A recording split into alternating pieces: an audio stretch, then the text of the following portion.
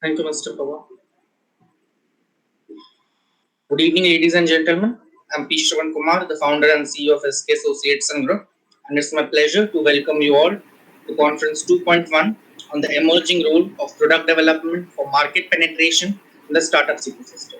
We are thrilled to have such fantastic guest speakers with us, and we hope that by the end of this conference, you will have gained some valuable insights into this critical area. Hello everyone, I'm Anjali Singh, the Chief Strategic Alliance Advisor with SK Associates and Groups, and I'm excited to be co-hosting today's conference with Shravan. Our goal is to discuss the role of product development in the success of startups and how it can be used as a tool for market penetration. Before we dive into the main topic of the conference, I want to take a moment to introduce SK Associates and Group. We are an ISO certified management consulting firm registered under MSMED Act 2006 with the Government of India. Our mission is to provide consulting services, or to be precise, pro bono consulting services to budding student entrepreneurs globally in areas like compliance, operations, marketing, research and development, human capital, strategy, and operations. We are passionate about helping these budding entrepreneurs establish their dream ventures and make a positive impact on the global economy. At SK Associates and Groups, we take pride in providing customized solutions to our clients.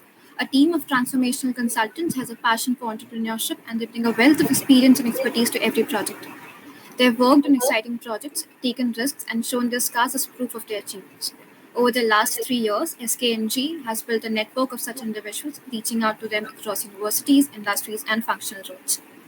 Our goal is to help 600 million students across the world by offering pro bono consulting services in a variety of areas such as strategy, operations, human capital, compliance, legal advisory, R&D, taxation, and marketing.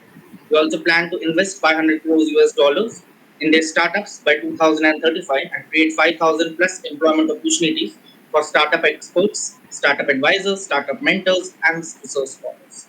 Our vision is to work towards global economic growth by empowering the next generation of entrepreneurs. Collaboration and strategic alliances are key to achieving our mission. We're committed to promoting entrepreneurship development and community impact with a focus on empowering students for global economic growth. We aim to partner with 1,000 plus universities and colleges by 2030, providing guidance and mentorship to students to help them successfully build their startups. We have noticed a growing interest and excellence and excitement among students towards entrepreneurship, and it's a positive growth. Startups have the potential to address existing problems in our communities through innovative business models. Encouraging sustainable startups is a step towards a better future with fewer issues.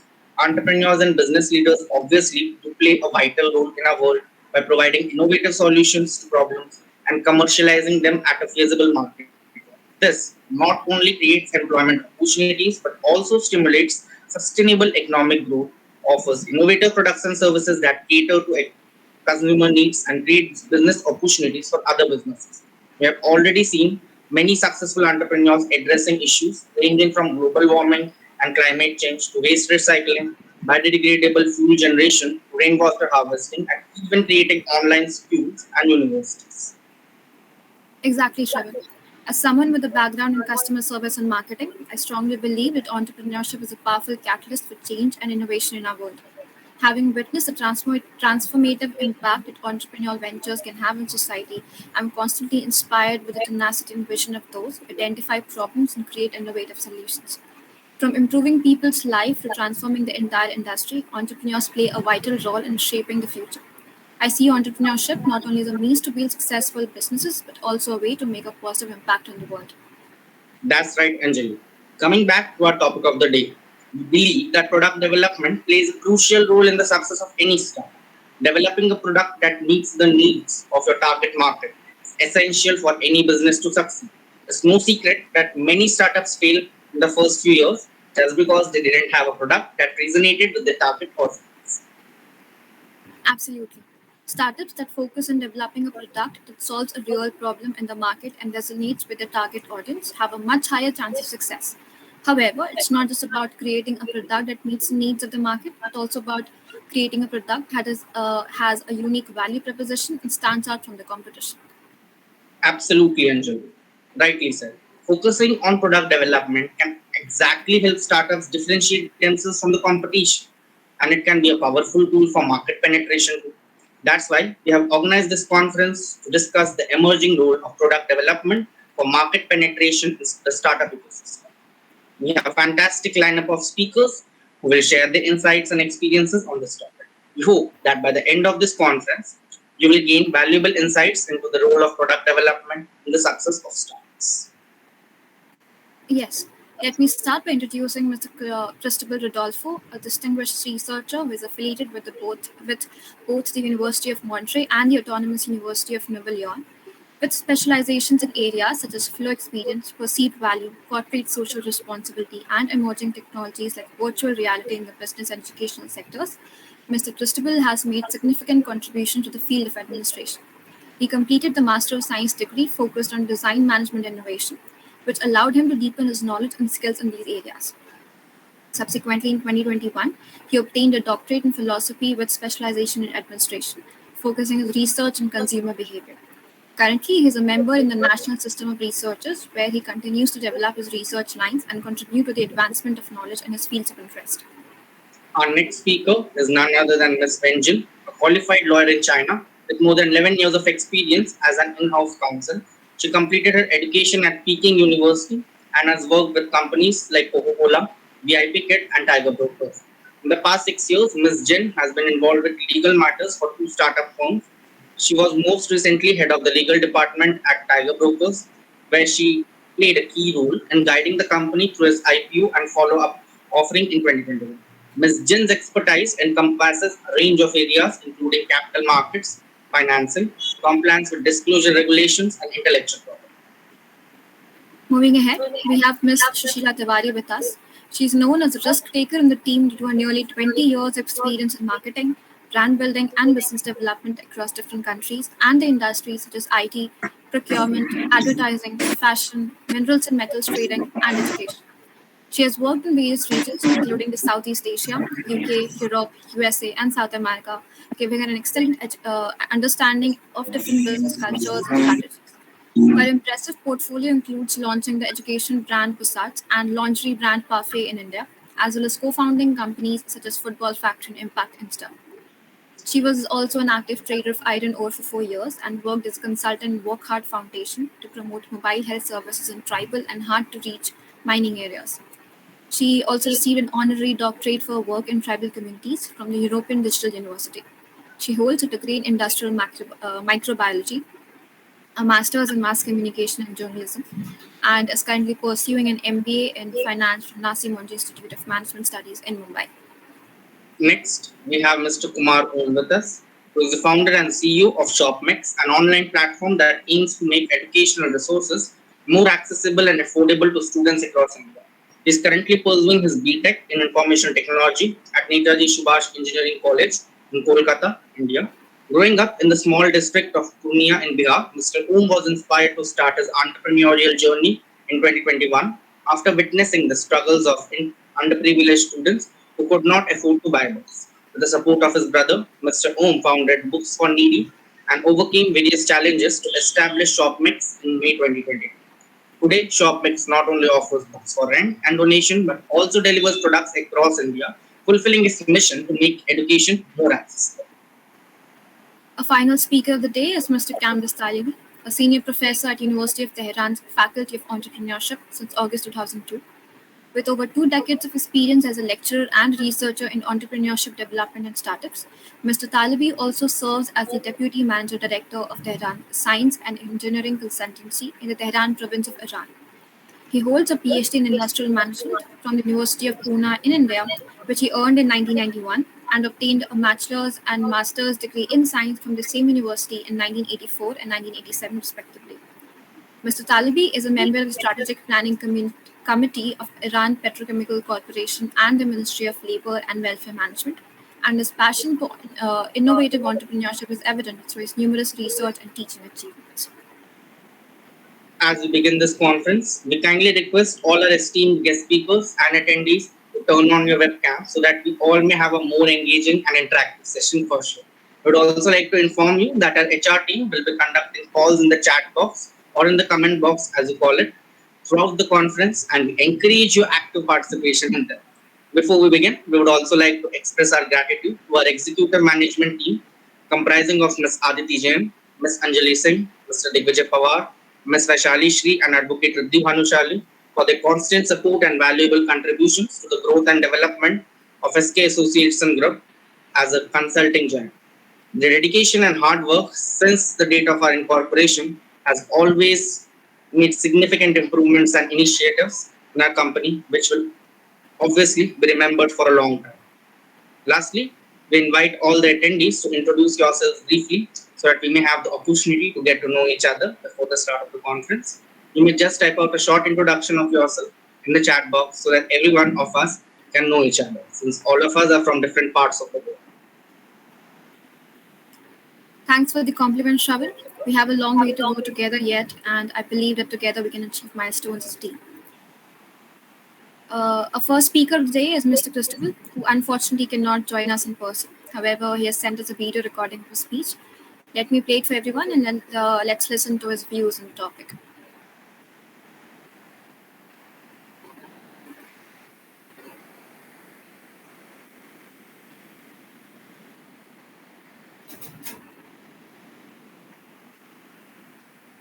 I hope my screen is visible to everyone.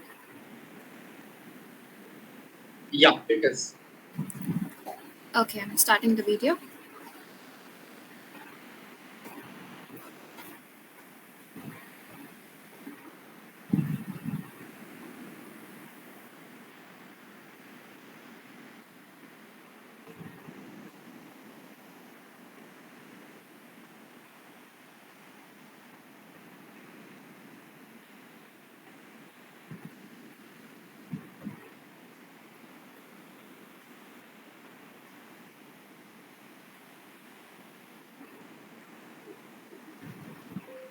Anjali, Cristobal is not audible. If you could just look into the volume thing. Yes, just a minute.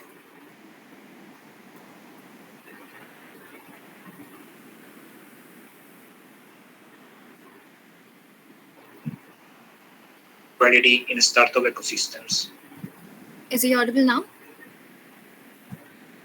Yeah, he is. Okay. Let's explore the intriguing concept of flow experience, a term that's taken root in consumer-focused industries. Thanks to psychologist Mihaly, imagine being so engrossed in activity that you lose track of time. This is the flow experience, the ultimate level of engagement every brand seeks. Flow experience significantly shapes a consumer perception of a product or service, going beyond basic functionalities to evoke emotions and engage senses. When consumers reach this state of flow, they associate these positive experiences with the brand, fostering increased satisfaction and loyalty. For startups, creating such flow experiences can be a true game changer.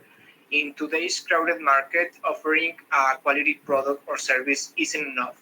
Consumers crave experiences that are not just memorable, but deeply engaging and immersive. By providing such experiences, startups can distinguish themselves from the competition, cultivating a loyal consumer base and transforming them into a brand advocates. Let's delve deeper in this fascinating concept.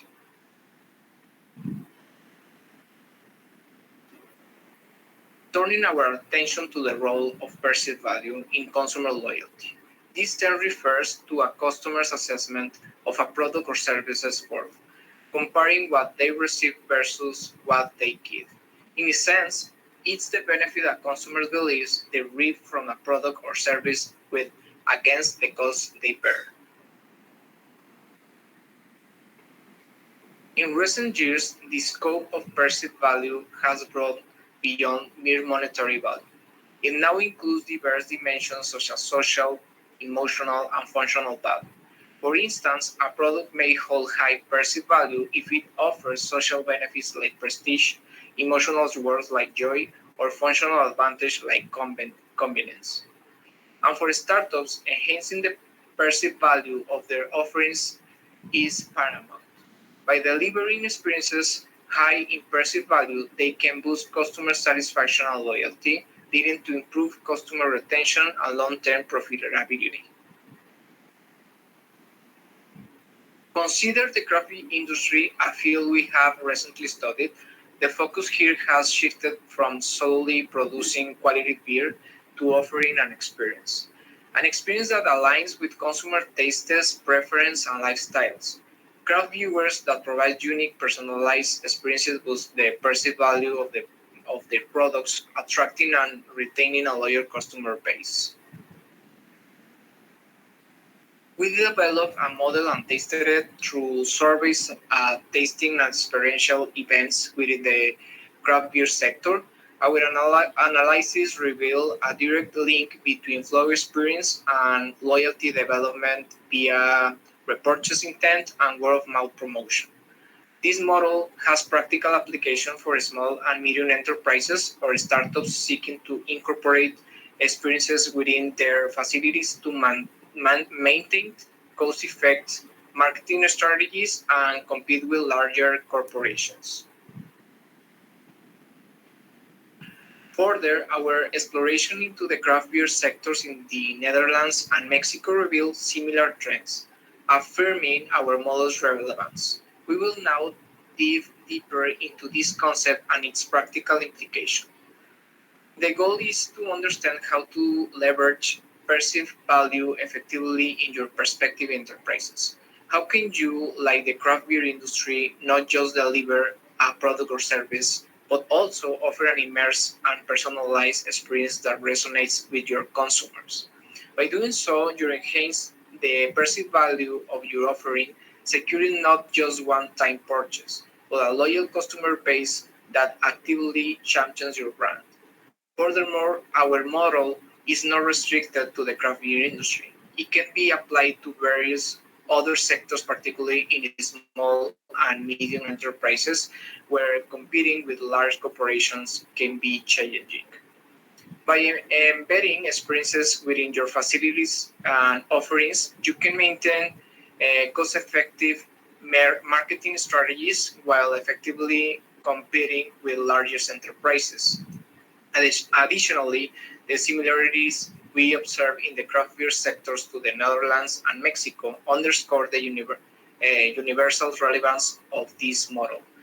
Regardless of geographic location or cultural difference, the model remains effective and can be adapted to suit local market dynamics. In conclusion, the power of perceived value, coupled with the concept of flow experience, provides a potent tool for enhancing consumer loyalty and satisfaction. As we move forward, understanding and leveraging this concept will be key to thriving in an increasingly competitive market landscape. Regarding virtual reality technology, it has the potential to revolutionize the way we engage with products and services. It offers immersive experiences that can trigger a state of flow, leading to deep engagement. Recently, we have published a work where we investigated the impact of immersion through VR on the learning experience of art and design students. The study found that immersion through VR had a positive impact on the flow experience, which in turn had a positive impact on the learning experience. As mentioned previously, flow experience is a state of intense concentration and enjoyment that occurs when people are fully immersed in an activity. We have shown that VR can help people to achieve a flow state. This can lead to increased motivation, curiosity, cognitive benefits, reflective thinking, and the perceived of value. The findings of our study have implications for the development of immersive experiences in startups. Startups can use VR to create immersive experiences that can help to improve the learning experiences of their employees, customers, and users. For example, in training, a startup can create a VR experiences to practice operating machinery or to learn about safety procedures.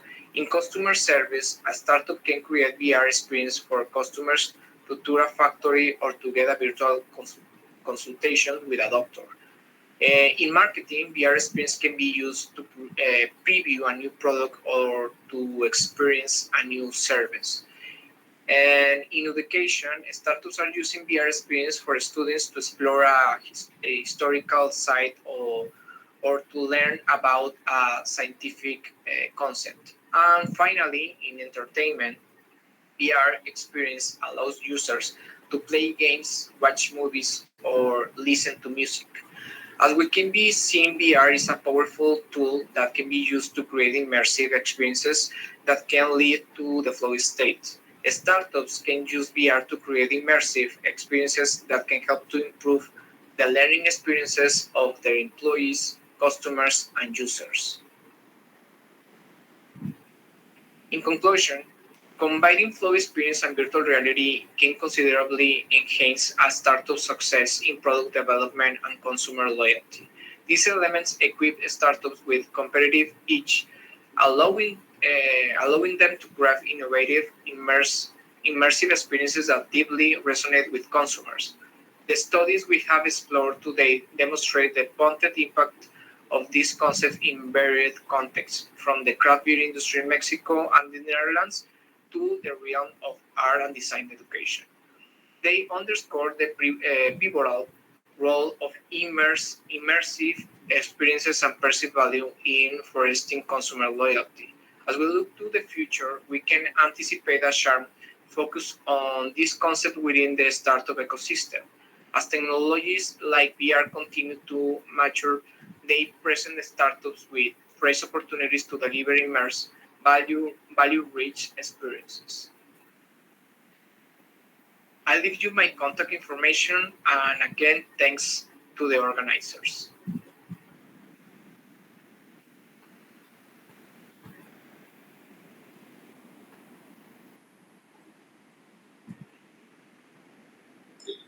We would firstly like to thank Professor Cristobal for his wonderful speech. Even after the last minute scheduling of his classes, he has been grateful enough to spend his speech in a recorded version. We're quite thankful for that. Further moving ahead, we would like to invite Ms. Wen Jin to share her thoughts on the topic from Columbia Law School. I hope I'm audible, Wen.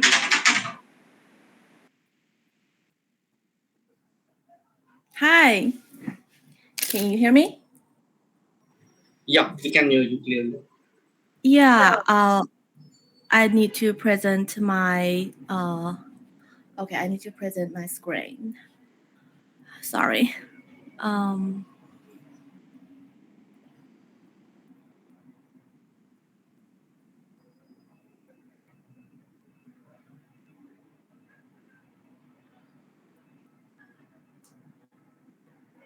I need to share my PowerPoints. Oh, it says that I can't share my screen. I don't know why. Let me check. The fourth button from the left, fifth from the left. It has a square with upper headed cursor. Mm-hmm. Yeah, that's for presenting. That's, oh, a whiteboard? Yeah, the white one. Fifth from the left. It says from the left. Fifth. I'm sorry, I still can't open my, The square icon with upper headed cursor, if you just click on it, you will get the option to share your screen. yeah, Awesome. I can see the square, so, but I still cannot share my PowerPoints. Ms. Vishali, do the speakers have all the permissions? Yes, Do they have all the permissions? Yeah, just check once. Yeah. Can you tell me what are the options available on your screen? Can I what? Sorry. The options available on the lower part of your screen. The options. Yeah, I can see all those options. Okay, so the fifth option from the left, it must just go there. It will show you what the button is meant for. Yeah, Present mark. Yeah. Yeah, Just it's click so on it. I share my window, but I cannot share my PowerPoints because my system doesn't permit. So No issue. If you can just give a normal speech, no issues with that. Even that uh, would be a pleasure. so I can just give a speech without my PowerPoints. Yeah, that's fine. Okay, okay. That's gonna be a challenge. I'll try.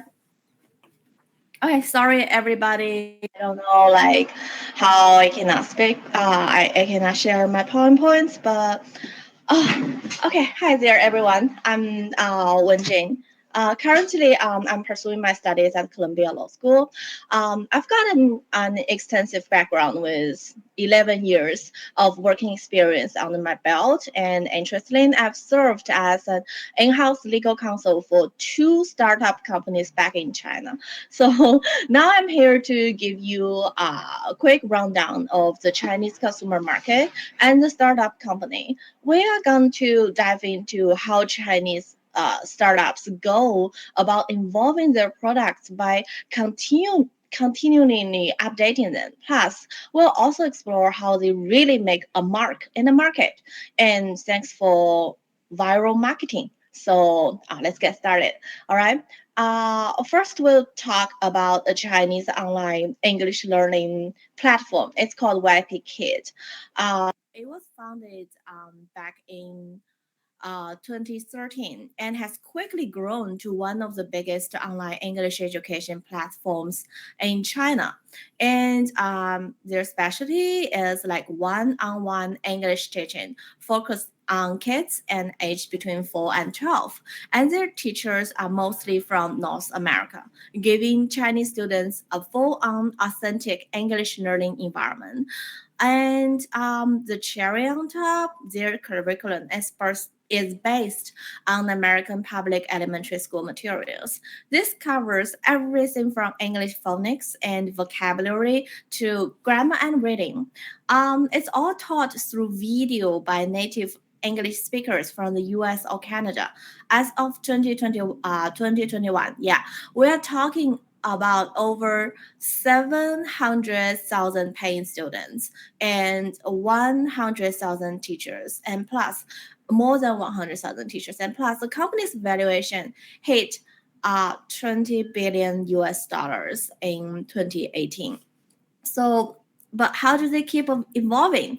Well, first, they spotted the huge demand for English learning in China and tailored their product to meet it. They started with a bare bones online classroom that looks more like just a simple chat room, but they kept updating, rolling out a new version every couple of weeks, turning it out to what it is today. And they have round the clock customer service and tech support, using feedback to iron out any wrinkles. Now, we can talk about how they made a splash in the market. They use viral marketing and incentivize their customers to refer others, giving them rewards like free classes. So some moms referred over 15 moms, scoring a whole year of free classes for their kids. They also set up like social media groups offering extra value like study tips and learning materials for free. Also, and then turn their employees into brand ambassadors. But also, here's a kicker: WebKit did not just offer a service; they changed the whole game. They transformed the way of Chinese students learn English, moving away from old school memorization to real life conversation with English speakers. So WebKit did not just provide the service; they reshaped an entire learning culture, and that is how you make a product a true value influencer. And now let's move to a different thing. An online brokerage service provider, Tiger Brokers. They've known in China, founded in 2014. This firm has quickly become the go-to for Chinese investors who wants to trade international securities. For example, if you want to buy stocks in the US market or Hong Kong market, their business model is very simple. They offer an online platform for trading all sorts of securities. They are trading, we're talking about stocks, options, ETFs, and more in major global markets like US, Hong Kong, Australia, and Singapore. Tiger Brokers gives users a tech-driven and easy-to-use platform to track markets, analyze data, and trade securities. And by now, they've got millions of users worldwide and huge trading volumes. And plus, they made it into Nasdaq in 2019, becoming one of the few Chinese fintech firms to go public in the US. So how have they keep evolving? Well, they start by spotting a gap in the market, inconvenience, if you will. They saw that Chinese investors needed a user-friendly platform to trade in global security market, and that's exactly what they gave them. And they've got a golden rule. If a user cannot figure out a feature or function in 3 seconds, it's a fail. So they've made their account opening process as straightforward as it can be. So users can get it done quickly if they got all the right information and documents. This is a stark contrast to traditional brokers, which might take anywhere from 3 days to a week to open an account for international investors. So this is this is Tiger Brokers. Sorry, let me sorry, my computer just stopped. Yeah, and also Tiger Brokers has customer incentives. So if you are a new customer, if you are a used customer and you refer to new customers, they will also give you a lot of incentives. So they have a very beautiful referral rewarding system to make the customer keep on growing. And also they have 27 customer service. And most importantly, I think what they have is a very powerful forum, which has a lot of investors that keep on talking about how they choose stocks and why they choose those stocks. And those forums are not just you get make the users to get a community, but also you got a lot of information about the product from this forum, because people complains, people talk, people blame these products in the forum. So you can actually learn from what people were talking about and try to improve your products. Yeah, that's I think that's really powerful to form your customers into a community and encourage them to talk. It's kind of like a gold mine. So you keep on digging, you will find the direction to improve your products. So, okay. So I think that's everything I want to share with everybody. And what's my conclusion is product development is crucial for the survival of startups. And so you start with MVP, like minimum visible products, and you start, and then you do it with constant product updating, and then you acquire your customers with viral marketing. And then I think you can share that's a formula of a great successful startup company. That's all. Thanks for everybody. Thanks for listening. And sorry for my PowerPoints.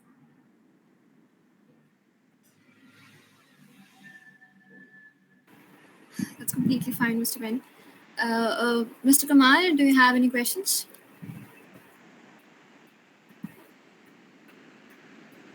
Yeah, Mr. Pramod Kumar, you might unmute yourself and ask your question. Yeah, when we have a few questions for you, if you don't mind it. Yeah. Yeah, Pramodji, you may simply unmute yourself and ask your question. No questions out there? Okay. When, if you could just unmute yourself. Oh, sorry. Yeah, no issues. Yeah. Anyone, if you have any questions, you can simply unmute yourself and put your question to When. Yes, Mr. Narendra, you have any question? Madam, how can we spot a gap in a rapidly developing market, ma'am? How can we spot a gap as you talked about in a particular market? How can we spot a gap, ma'am? How Any can we particular spot a technique we can use? gap in a particular market? Right? That's a Yes, question, ma'am. right? My understanding is how can we spot a gap in a specific market? Okay, first I think the most important thing is like you have to have a deep understanding of that specific market, because like China is very different from other markets, because like Chinese people for decades they are not, it's not very convenient for Chinese people to invest um international stocks. So like Chinese people cannot buy US stocks or Hong Kong stocks very conveniently. So when you can I think so that's why I think like cross-cultural communication is very important, because the founder of Tiger Brokers, he is the CEO of Tiger Brokers, and he used to work for an international company who has been listed in US. So he actually traded his stocks of his employer in the US market. So he realized, okay, I cannot like trade my own company's stock in a very convenient way. So that's how he had the idea of, okay, I should got a startup company. I should got a company to provide this convenient service for all Chinese people. So I think first, understanding of your current market, like what did, like most likely what did you do you feel inconvenient, and second, you have to have broader side. You have to understand how other people in other markets are doing, and then you can introduce those advanced products into your own product, and then make it a very successful company. Fine. Next, CS Dilip Dixit. I thought you had a question.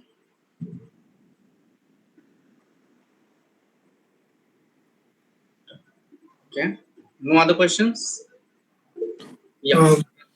Ma'am, I had a question. Like you were talking about the golden rule of 3 seconds, where a person can, if not able to uh, correctly figure out what's the process, could you explain that rule and how it actually works? Sorry, could I explain what that actually works? You were talking about the golden rule, right? Could you explain that one? The golden rule of 3 seconds that you were talking about, in which a customer user, when not able to figure out a process, you were talking about that, right? customers were sorry, you were talking about foreign, like people talking in a foreign together, or let me check.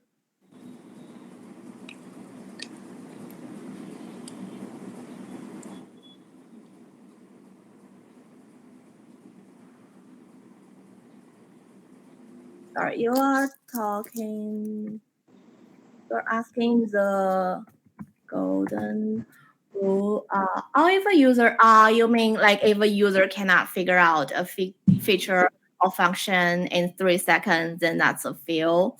Oh yeah, that's like how Chinese tech companies like require themselves. So you can like we have like I think more than 100 product managers, and every product managers has to design how the product should be looking like.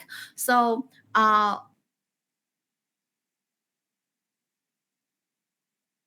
do a lot of tests, and those tests were internal, and we'll see if our employees or as a customer can understand a new figure in about like if you click it and or if you click twice, or if you click it 3 times. If you want to reach a function and you have to click it 3 times, then most likely it's a fail. So we were like, because like let me talk, for example, let me talk about Tiger Brokers as online brokerage firm.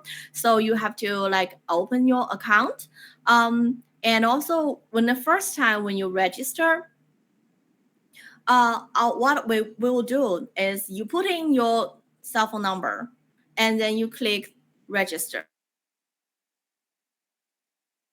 and then that's done. Your registration is done. You don't have to like receive a code, or you don't have to verify your email, and you don't have to do anything. You give us your phone number and you click whether it's first time or you already have. If it's a first time, there's no difference. It's first time or you have already have a username or password. That's no difference. So you don't, because a lot of like websites are gonna say if it's your first time, then you have to give our name, give our address, give our payment information, and everything. So the first time is like you take 2 or 3 minutes.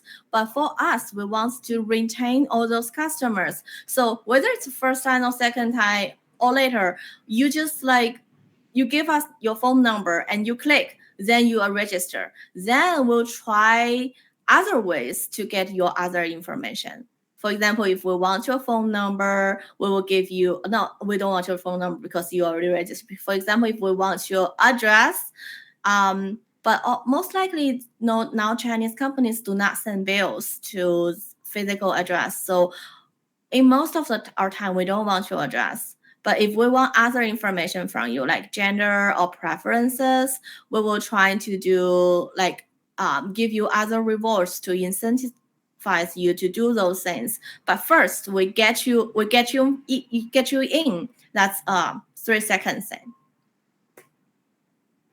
Got it. Thank you. All right, let's move ahead.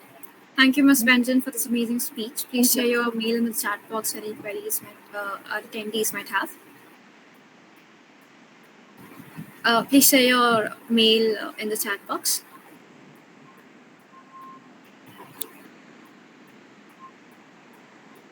I hope I'm clear. I'm audible, Ms. Benjamin. Yeah, you're audible, Anjana. Okay, all right. Let's move on. Next, we would like to invite Ms. Sheila Tawari to commence her speech. Hi, thank you. And let me start with where Wenjin left. And Narendra, thanks for asking that question, because that is where I start my point. And that is, how to spot the gap. So it's very, very important before you get into any startup or business that you're trying to get into is gain experience in that market. It's very important. Without discussions, without being in the field, you cannot find a solution. So yes, we are given all the figures, statistics in education, but what's more important is what you have experienced on field. The more you experience, the more you will be solid when it comes to providing a solution. So that's how you start. And the very first process of product development is identifying the need. How do you identify the need? Now, this process can be small, like, you can find a problem within 6 months, but it can also take years for you to identify the problem and also come to the solution. So I'll give you an example. I was working with an advertising agency in Singapore, and we were given a project to do a research on, which was a luxury lingerie. That is way back in 2007. And when we did the research, and of course, it was also an information given by them, that their lingerie started, their basic pricing was $2,500 to $3,000. So that's the kind of pricing they had. And 60% of their audience were Indian men. So it's a big market, right? Indian men are buying it. India is a huge market. At that time, we were 1.2 billion population. So let's start with the standalone stores in India. So they wanted us to do a proper research to understand if this is a good move. Of course, they were doing their own research, but they hired an agency also. So we did the research and we found out that the Indians who were buying the products were buying it as gifts, first of all, and they wanted privacy. They didn't want, they wouldn't go to stores nearby their house or in the city to buy those lingeries. They were always buying it as gifts. They were traveling and on the move, they were buying these products. So was it required for the company to invade their privacy when they had 60% of their buyers, they were there? We recommended them instead of opening stores in India, which would not be viable because it's not a product that Indian women are going to spend money on. Because at that point in the year 2007, uh, Indian women would still be cautious about spending the kind of money we spend on in a intimate wear, or let's say lingerie to start with. So our suggestion was, first of all, not to go ahead with the standalone stores in India. It was to increase their stores at the airports, have an activation campaign within their stores in the airport, and engage their customers to coming more. And that would increase their sales. We did not recommend opening stores in India. However, this was in 2007, and I remember in 2010, they went ahead with a fashion show with including all the Bollywood stars, and they tried to open stores in India. Unfortunately, they did not get a success. So they went back to having stores across the airports or transit airports. So, yes, they identified the need. They got the information also that, yes, it's not viable for them to start a store, but they did the experiment. They did try, but eventually the solution was taken. So, this is where identifying, when you identify your need, you have to see whether it's viable or not. So you have to practice it in the market. So this was a perfect example of how they studied the market. After that, since I was continuously looking at solutions and I was keeping a tab on the market, I personally started working on a lingerie solutions for a specific segment, which was plus size. So that started in the year 2014.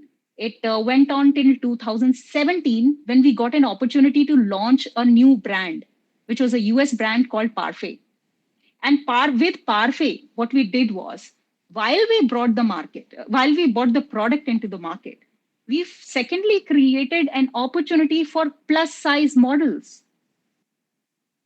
So that was an opportunity created. We educated women on wearing the right size because we got to know that people didn't really know the size that they were using, and especially our market segment, which was plus size, because it was not being catered. And then we had the impact was so big that we actually were the first ones to launch the brand in a fashion show, the first fashion show that we did for plus size lingerie in India. So this was a launch in 2018-19. So 2007 to 2019, you can imagine the number of years gone into it. So that's called product development. That's identifying the product and being able to see how far it goes. So it's all about experimenting, learning, and taking the experience from others. So you can also seek a mentor when you want to identify the gap. It's always important to know people who have worked in the field. Now, the second is quantifying. Quantifying is very, very important. So, people talk about India being 1.3 billion population, 60% of the audience is youth. And, it's a huge market. And trust me, this is not the first time we are talking about. I've been working since 20 years. And I have seen the market evolve for people to understand that what is the potential in India. So I think the whole fact coming out about 60% youth started in 2013-14 when a lot of companies were trying to come into India. And they realized, oh my God, they have a buying potential. True, there's a buying potential. So here you can come out with two solutions. One is short term and one is long term. Short term is providing cheap products. You're saving them money.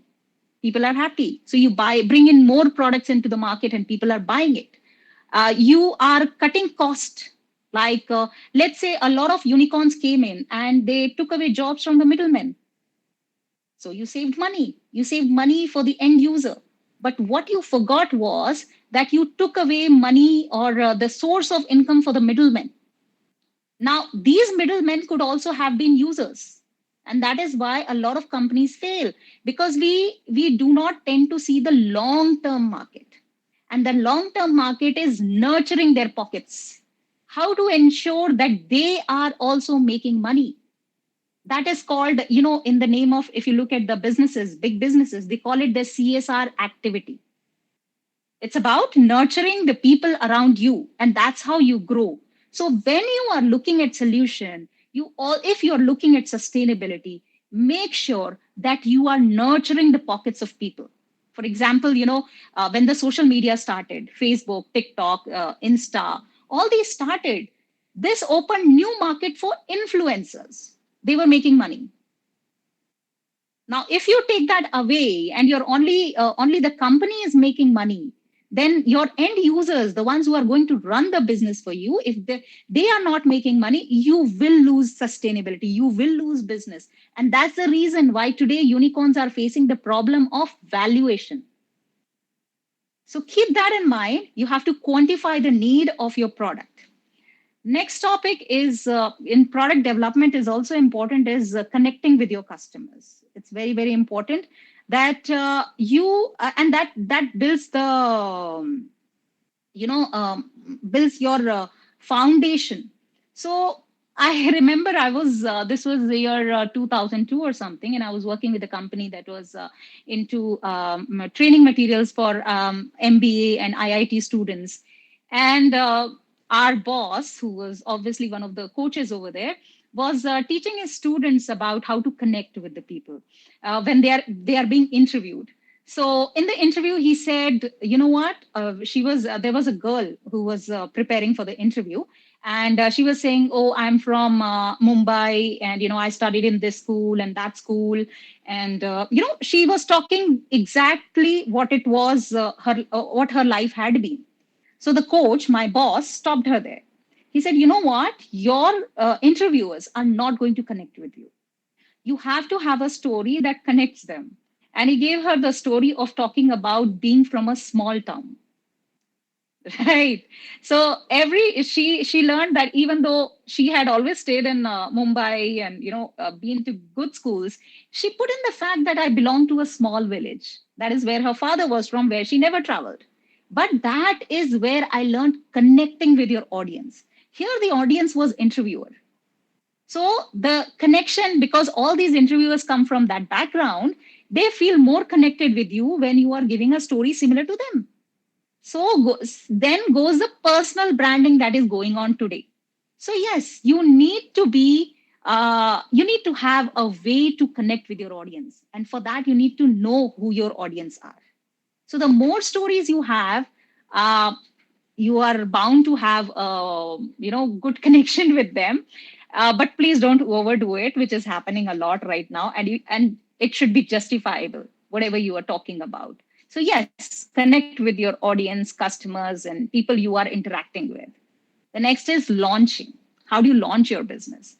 For launching your business, it's very important that you be true to yourself. And the more you try to be somebody else, you will never be able to, be answer or be in the business for long. It's one day your truth will come out. So whether it's you just behave be respectful to everyone, be it a janitor, be it a CEO of the company. Respect them, and you never know who is noticing you when and how are they going to help you in your business in future. So I think this connection of launching your business actually starts from home itself. So you've got to learn that. And what is the roadmap that you are going to apply in your business? Now, again, why I'm talking about this is because I'm coming to that. I know you are asking that question. So let's say I had a business called the Football Factory, which was into nurturing and developing the grassroots of football in India. Now, that was our main aim, and we wanted to stick to that. And we were doing very well. Within a year, we set up 3-4 academies, and a lot of children were there. And the next thing is to expand your business. You should get more business growing. And then we had some interest from people who wanted to invest because they saw, oh, you have every center had like 60, 70 students. So you're making good money. So why not, increase your profits? And when we started looking for investors, we got people wanting to invest, but they want returns higher. And that would have, we thought of it long term. Me and my partner discussed this. That see, we are in the business of nurturing talents. And yes, money is important, but once we have investors who put money in our business, are going to ask returns, which means we will be focused on earning money rather than our main aim. So we decided that, okay, we'll diversify and we'll look at other sources of revenue, which is like where I started consulting. My business partner became the sports pundit on television. And we started funding our project. We did not take loan. And we thought of, long term, I don't know, somehow it was bothering me that we would get away from our goal, which was to nurture talents. And eventually, see, problems happen in all businesses, and so did happen with Football Factory. So we had COVID come in, and the spacing and social distancing became a norm. And it took almost 3 years that it was difficult for us to get back to it. But the best part of this process of learning was that we stayed true to our aim. And even in future, I know exactly how we are going to build the Football Factory again, and the lessons we learned from there. From here, I'll come to the next step, which is about learning from there. So not necessary that the very first time you're gonna become a unicorn, owner. You may also have a sustainable business where you don't need funding. You are happy with the success because you are matching your goal. It's very important to do that than to have a lot of loan and then think about how to pay and lose your sleep.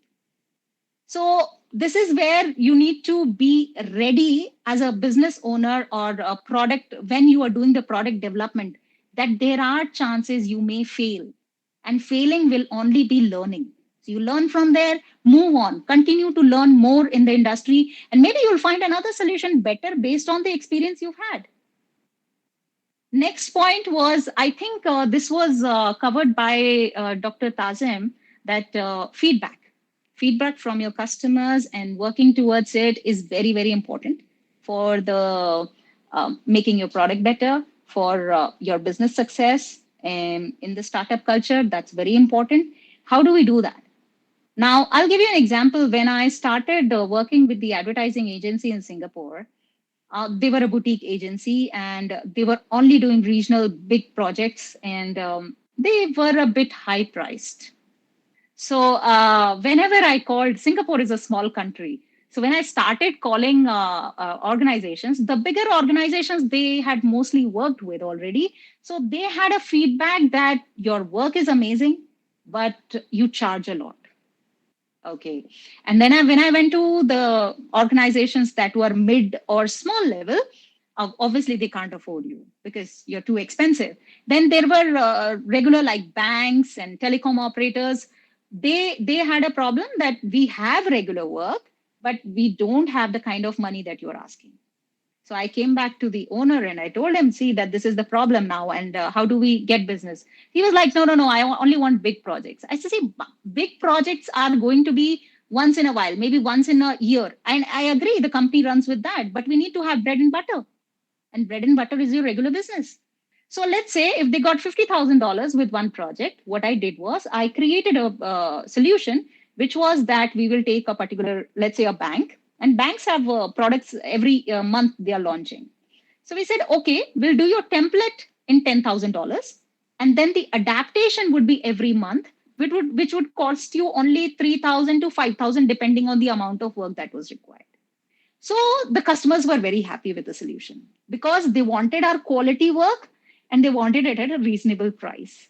So this way, I made my boss also happy because he wanted to do creative work. And I made the customers also happy because I wanted to meet the budget as well as give the quality work that they needed. And within 6 months, we signed up 7 clients. So $70,000 straight away. So when you're doing one project, we had similar projects, and then you had adaptation of that work. So this is what is feedback all about. When you get a feedback, you must take a note of whether it's negative, whether it's positive. Don't be happy with the positive. Positive is good, but negative is more important because that will help you develop your product. So this is where you find solutions and make your products better. So I know I'm giving you example, which is which is something that I've tried over the years. I started working very early. At the age of 19, I started working in a newspaper, and many other companies that I worked with. I went to Singapore. I worked with clients across continents, and I continue to work with people from different demographics, industries, and I gain experience. So I wish you all success in whatever you are planning, and I hope that this small information that I shared is helpful to you all. So if any questions, you can ask me. Firstly, that was a great speech, Ms. Tiwari. Secondly, I had a small question for you. Out there, my experience has been more into the investment banking and the legal services domain. So, just as an enthusiast over here, I have a simple question out there. When it comes to management consulting or consulting in general, what we hear experienced industry experts saying is that research is the base of consulting. Since we also have a lot of research scholars here in the event, would you like to explain the statement, like why it is such so? Yes.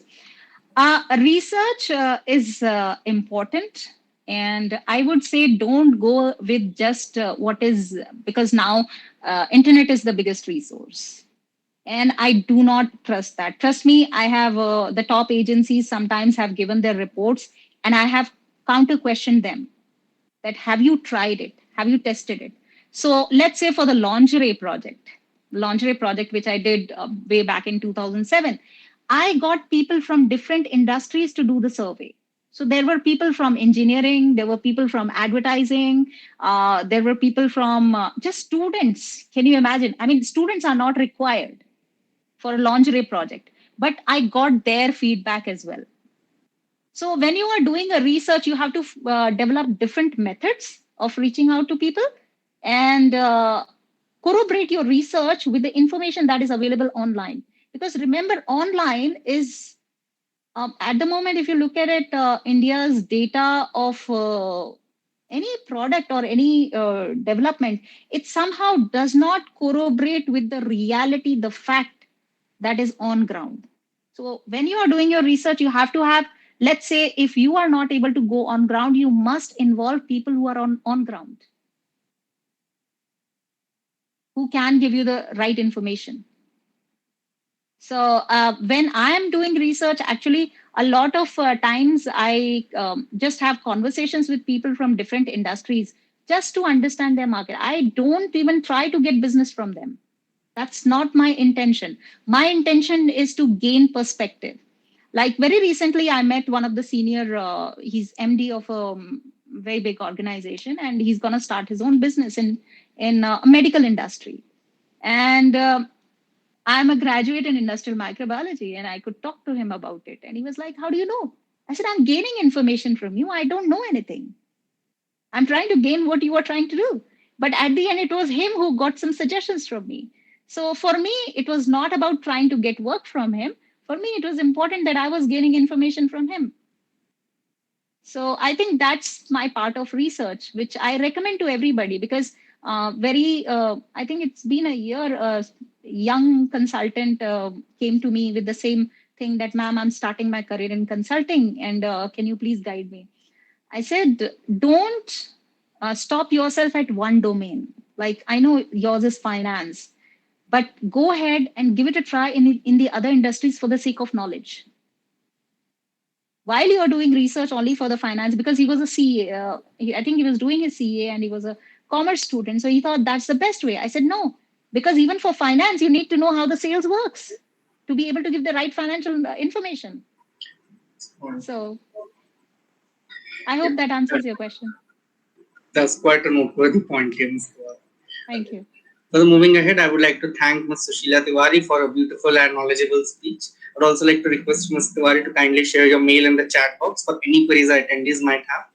I'll do Further, that, yes. I would like to invite Mr. Om, founder and CEO of ShopMix, to commence this speech. Yeah, hi. Good evening to everyone. Yeah, actually, I can't on my video because the condition of there is not right, no good. Okay, so I can't on my video. Sorry. If you can just switch it on, like fix the technical glitch within 5 minutes, we'll be back. Actually, the problem is that current is not there, so Wi-Fi is not working. Okay, no issues. The- You may the continue. BT Yeah, thank you very much. Yeah, so as Susila ma'am have told and covered, I think she had covered everything. What I would like to say, and what is most important for a business to grow or a product to get developed. Okay, but what I feel is that product is not product development is not only compulsory for the startup. It is also compulsory for the big companies too, because we can. I will just take two examples, and I will just try to convince you all that yeah, what I have told that it is important for big companies, it is true. And afterwards, you can ask me questions regarding that. So first, I will give an example of one company which has been started from scratch, and then I will give an example of the company which is very big company, and we all have seen its downfall. Okay, so the first company which has been started from scratch is my own company. I'm just saying about my own company. It is Softmix. Okay, first I would like to say my story that when I was in first year, I was just that time COVID was around and everything was closed. And I can see that many of the students were facing issues of purchasing books because, as you all know, that now the price of books and all gets much more high. Okay, so I get an idea, just an idea click on my mind, nothing else. I have no idea that how to just get into the market, how to deal with customers. I have no idea about anything else like that. But when I got the idea, what I did that I just understand. I just go through Google.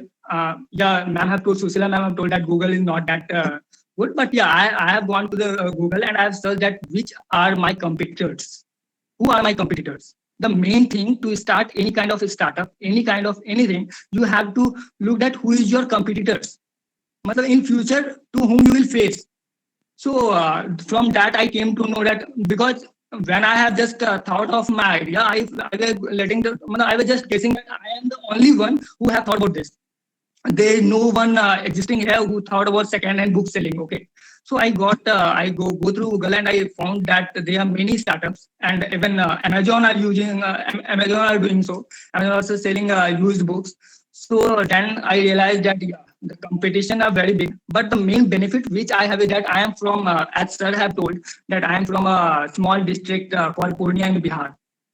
Okay, and I study in Kolkata. Okay, so what I did that I targeted local market first. Okay, so what the topic is product development, and I studied the same from there itself. I started with zero investment. I have not spent even a 1 rupee also in my startup. So what I did, I just tells to my some few of my friends that please give me some book. I would first one when I will sell it, I will pay you. Okay, I brought 10 of the books.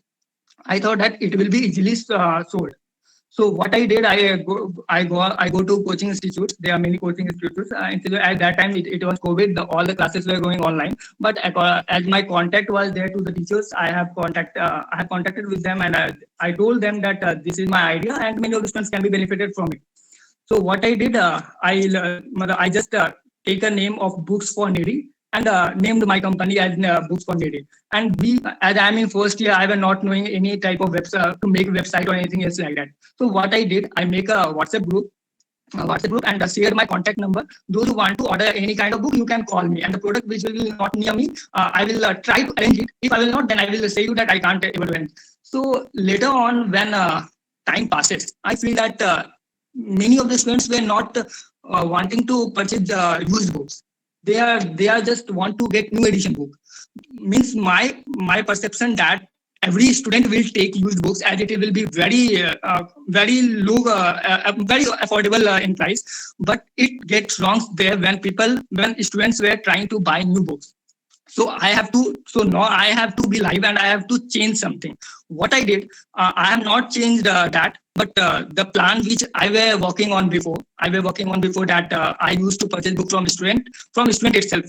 From 0 to 25%, I were used to pay to them. Okay, but when I see that the market approx 30 to 40% of the students were asking for new books, then what I did, I just meet with many of the book sellers, and I just told that this is my idea, and if you will give me a few books to sell, and I will pay you afterwards. If you agree, then you can do so. And they all just get agreed because they thought that they will sell their product also.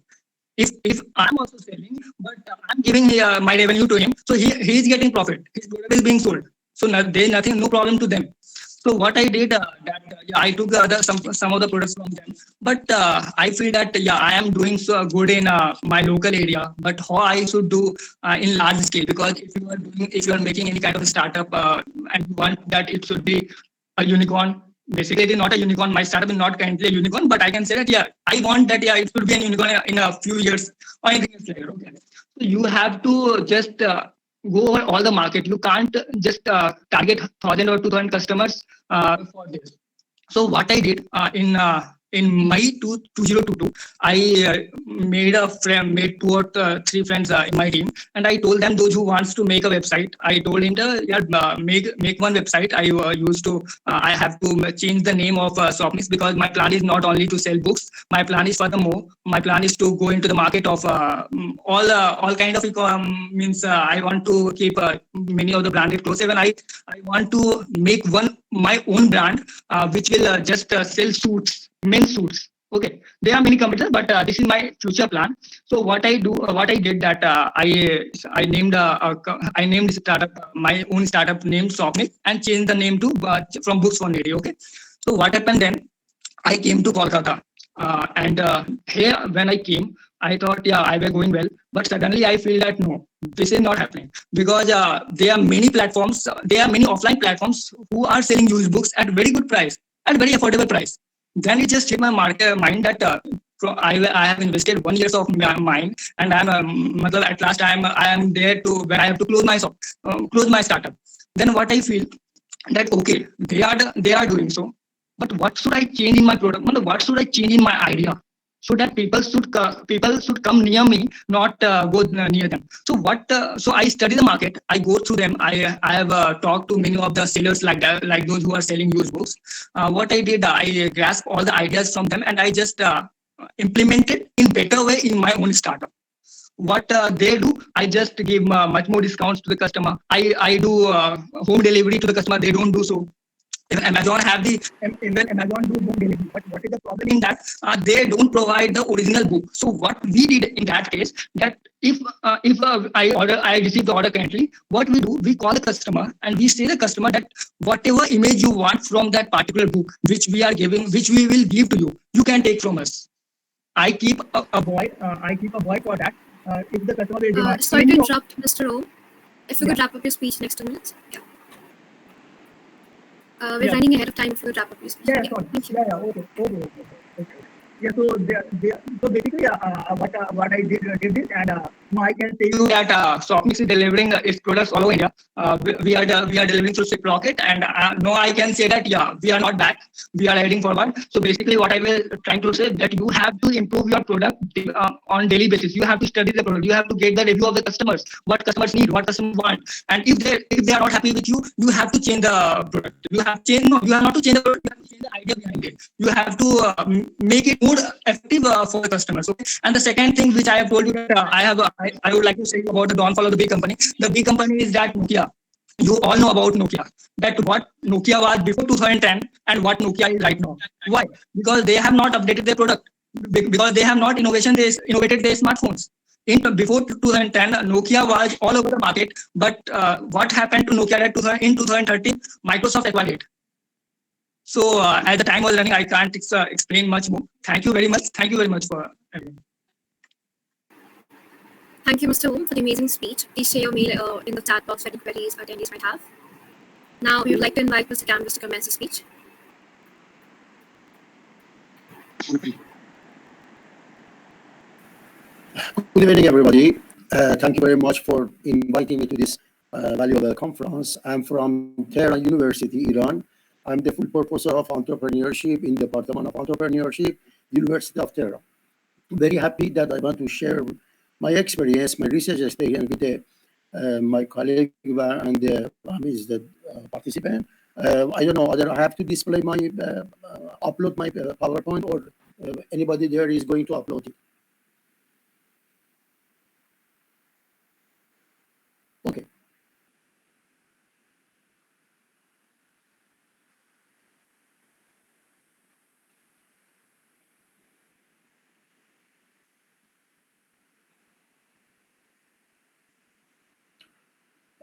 I don't know. Can you see my power slides or not? I am not sure that you can see.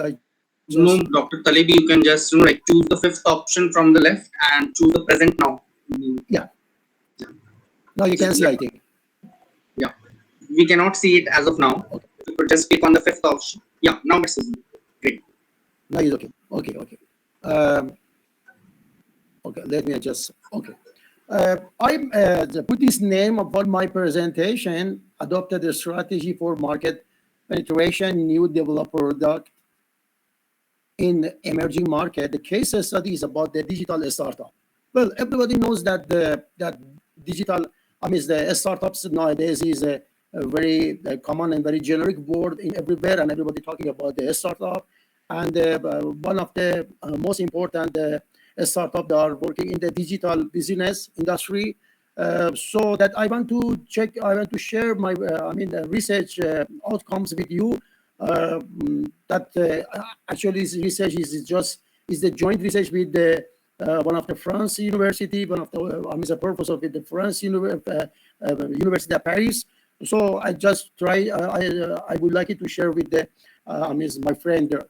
Okay, one thing is very important. Do you know that in the important things in the startup or any other business, the main I can say the main problem is how to launch the idea. And when you are talking about the new, new product development, and you want to just sell it in the market, it is very important. What is your strategy for launching the new product in development? So I just want to know that to highlight the importance of the customer-centric approach. What we have done in this research, we find that the customer is in the center of the problem.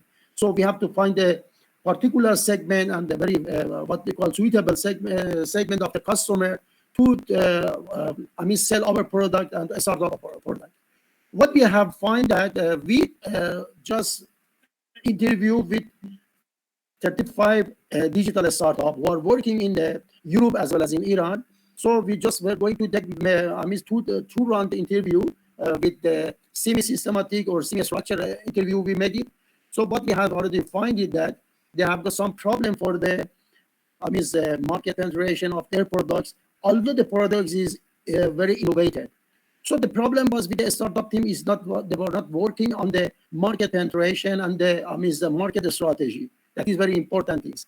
The second problem which we have found it, some second precise which we have found it was that the organizational structure was not so agile, and there was no any agility in the startup to make the business model for some particular segment or particular market to sell their developed products.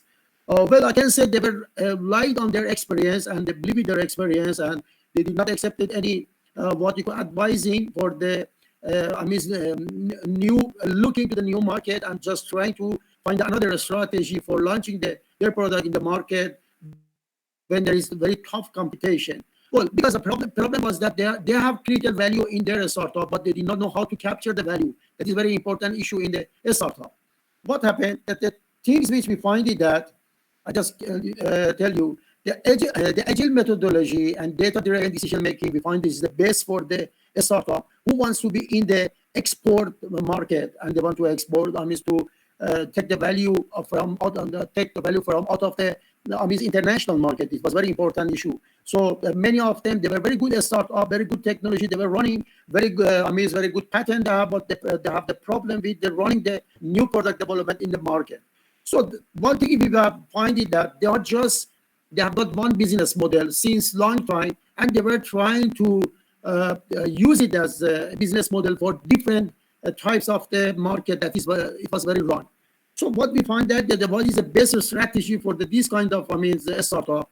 We find that the pivoting is the best strategy for the startup in the time when they have got the different kind of type of the market, and they have, in the trigger market there are lots of competitors, and they have to arrange. They have to measure what is their sustainable advantages, competitive advantages, and how they can use these competitive advantages for making a sustainable and runnable business model. It was the issue which we were finding that. So we try to just guiding them to redesign their business model for the market penetration of their new product development. So for 6 months, we were working with these 36 startups, and we tried to follow them and mentoring and coaching them for the starting the pivoting in whatever the necessary. One thing is we find it is it was very interesting. I want to share with you. Actually, we have got two different kind of the pivot at all. That is the zoom in and zoom out pivoting. So we find it that the zoom in pivoting is the best for those startups who are the nascent and they want to just go to the international market for the first time. So what do you mean by zooming pivoting strategy? It means that you have to work on the